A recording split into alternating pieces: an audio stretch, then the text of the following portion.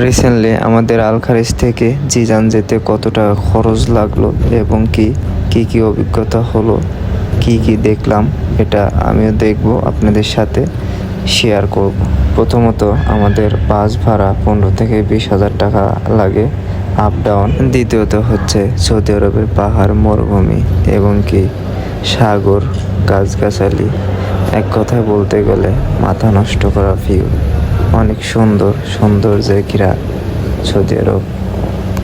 তো আর একটা কথা হচ্ছে যারা মরুভূমির সাইডে কিংবা কাজের সাইডে যায়, তারা প্রযুক্তি ছাড়া বা মোবাইল ফোন ছাড়াই বলে দিতে পারে যে আজ কত ডিগ্রি তাপমাত্রা উঠেছে।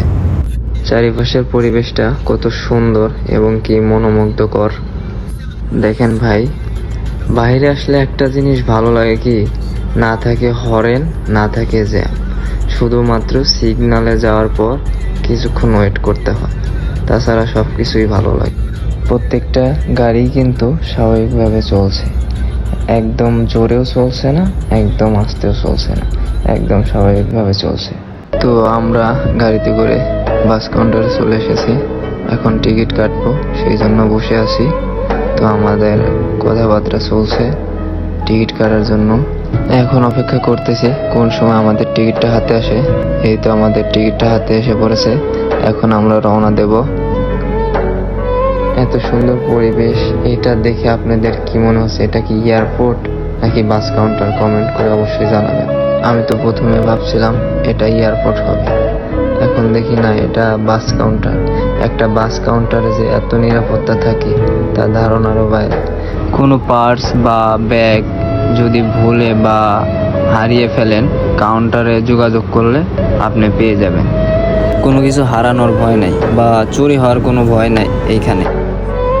এইখানে বাসের যে ভাড়াটা, এই কাউন্টার থেকে টিকিট কাটলে ন্যায্য ভাড়াটাই রাখা হয়। এইখানে দালালের কোনো সিস্টেম নাই, টিকিট নিয়ে হয়রানিতে পড়তে হয় না বা বাসের জন্য হয়রানির শিকার হতে হয় না।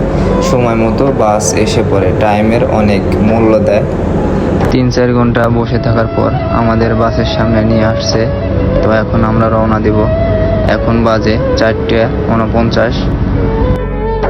টাইমটা দেখা এই কারণেই যে কত সময় লাগতে পারে বা কয়দিন লাগতে পারে এই বাস ভ্রমণ শেষ করতে। কই আসলাম ভাই, বাসের ভিতরও সিসি ক্যামেরা আছে, এইখানে একটা আর ওই সামনে আর একটা। বাংলাদেশের বাসের মতো মজা পাইলাম না ভাই। বাংলাদেশে থাকলে ঝালমুড়ি, শসা, পেয়ারা এইগুলা মামারা নিয়ে এসে কত সুন্দর করে ডাক দিত, কন্ট্রাক্টর মামা এসে আস্তে করে ঘুম ভাঙায়া ভাড়াটা নিত। আমার কাছে এই দৃশ্যটা ভালো লাগতেছে, কত সুন্দর পরিবেশ। উপর দিয়ে মেট্রো চলাচল করতেছে আর নিচ দিয়ে বাস এবং গাড়ি ঘোড়া চলাচল করতেছে। আমার পিছনে যেই ছেলেটা দেখতে পাচ্ছেন, আমি কিভাবে ভিডিও করতেছি, ও শুধু সেটাই দেখতেছে। এইভাবে 2 পাহাড়ের উপর দিয়ে এই ব্রিজটা গেছে, নিচে কত সুন্দর সবুজ ঘাস। তো যেতে যেতে আপনাদের সাথে একটা গল্প শেয়ার করি। আমার পাশেই ঘটে যাওয়া এক প্রবাসী ভাইয়ের গল্প। সেই ভাইটা ছিল একটু পণ্ডিত টাইপের, ফ্যামিলিকে অনেক ভালোবাসতো, ফ্যামিলির সব চাহিদা পূর্ণ করত, এক বেলার ভাত 3 বেলা ভাগ করে খেত, ফ্যামিলি যেটা আবদার করতো সেটাই পূরণ করত। তো প্রতিদিনের মতো আমরা ডিউটিতে চলে যাই বা কাজে চলে যাই। একদিনকে হয় 10 তলা ছাদের ওপর থেকে হঠাৎ করে পা স্লিপ করে ফ্লোরের উপরে পড়ে যাওয়ার পর তার শরীর এবং তার মুখ থেতলে যায়। তারপর তার ফ্যামিলির সাথে যোগাযোগ করে তাকে দেশে পাঠিয়ে দেওয়া হয়। দেশে পাঠানোর পর তার ফ্যামিলি তার এই নির্মম অবস্থা দেখে কেউ এসে ধরলো না, এই ভেবে যে আমাদের যদি কোনো ক্ষতি হয়ে যায়। আসলে সত্য কথা বলতে প্রবাস থেকে দেশে ব্যর্থ হয়ে ফিরলে জীবিত অবস্থায় কেউ পাশে থাকে না, আর তো মৃত মানুষ। সৌদি আরব ভ্রমণ করলে শুধু পাহাড় আর মরুভূমি দেখা যায়, আর কোনো কিছু দেখা যায় না। বেলাও দিক দিয়ে ডুবে গেছে, কত সুন্দর। এখন সন্ধ্যা হয়ে আসছে, দেখেন চারিপাশের গাড়ি ঘোড়া কিন্তু একদম বন্ধ। সবাই নামাজ পড়ার জন্য এইখানে গাড়ি বন্ধ করে মসজিদের দিকে যাবে।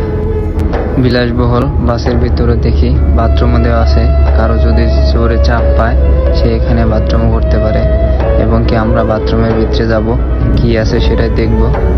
এখানে আয়না দেওয়া আছে এবং কি নিচে টিস্যু রাখার জন্য বক্স আছে। এক কথায় বলতে গেলে একটা বাথরুমে যা থাকার তার থেকেও বেশি কিছু এখানে আছে।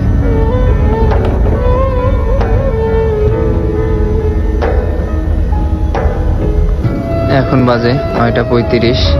আমাদের শুধু নাস্তা করার জন্য এখানেও বাস থামানো হয়েছে, সবাই নাস্তা করবে। 4:49 বাসে উঠেছিলাম আর এই মাত্র নামলাম শুধু চা খাওয়ার জন্য।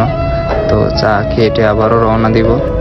এইখানে একটা জিনিস খারাপ লাগলো, কি বাংলাদেশি হেল্পার মামাদের মতো কেউ উপকার করে না।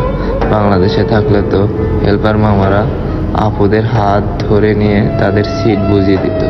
এইখানে যার যার সিট তাকেই বুঝে নিতে হয়। মেয়েদের বসার জন্য সামনের সিটগুলো আর ছেলেদের বসার জন্য পিছনের সিটগুলো, এক জায়গায় বসার কোনো সিস্টেম নাই।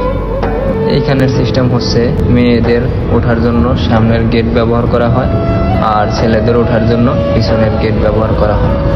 ছেলে মেয়ে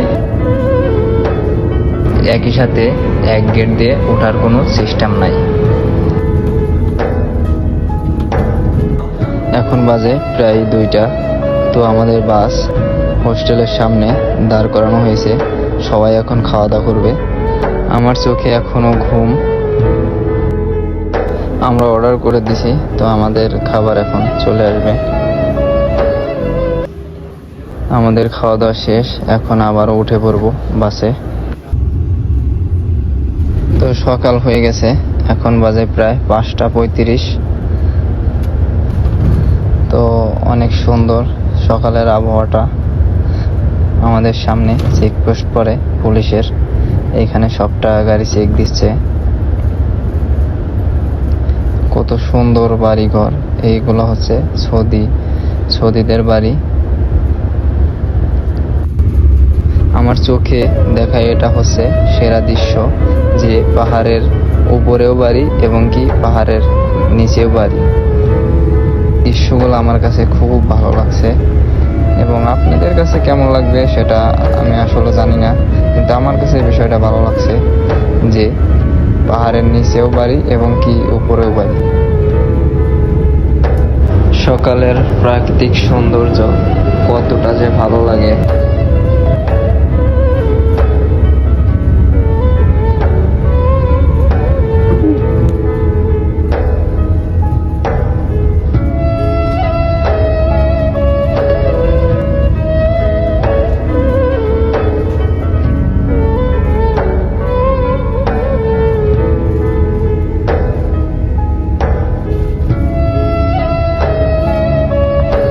এই রাস্তাটা গেছে 2 পাহাড়ের মাঝখান দিয়ে, 2 পাশে উঁচু উঁচু 2টা পাহাড়, আর এই রাস্তাটা হচ্ছে মাঝখানে।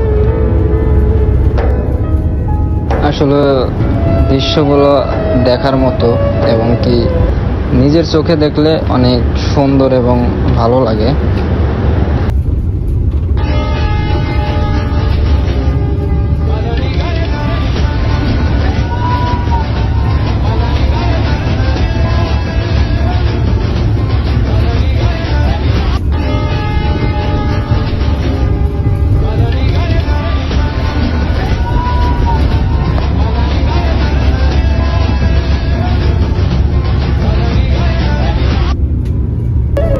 এটা দেখেন, পাহাড়টা কিন্তু একেবারেই কাছে, হাতটা বাড়ালেই মনে হয় পাহাড়টা ছুঁতে পারবো।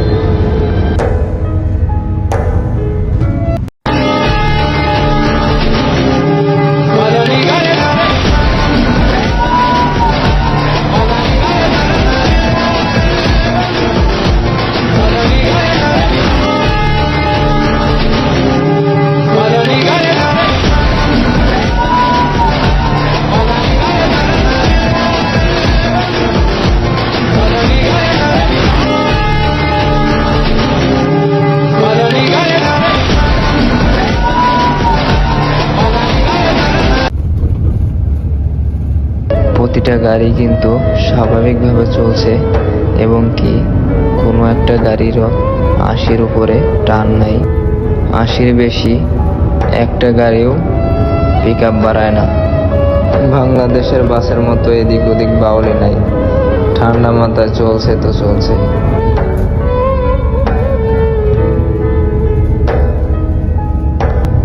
এই দৃশ্যটা আমার কাছে ভালো লাগছে।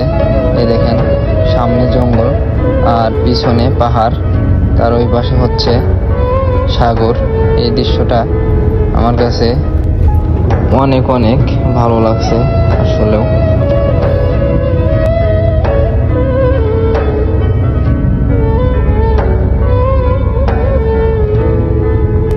এটা হচ্ছে জেদ্দা এয়ারপোর্ট। প্রতি আধা ঘন্টা 1 ঘন্টা পর পরেই বিমান ওঠানামা করে। আসলে কতটা সুন্দর এবং কি উন্নত না দেখলে বুঝতে পারবেন না। এটা হচ্ছে উন্নত এবং কি দামি শহর জেদ্দা। কত সুন্দর ডেকোরেশন, দেখলেই আসলে মনটা পড়ে যায়।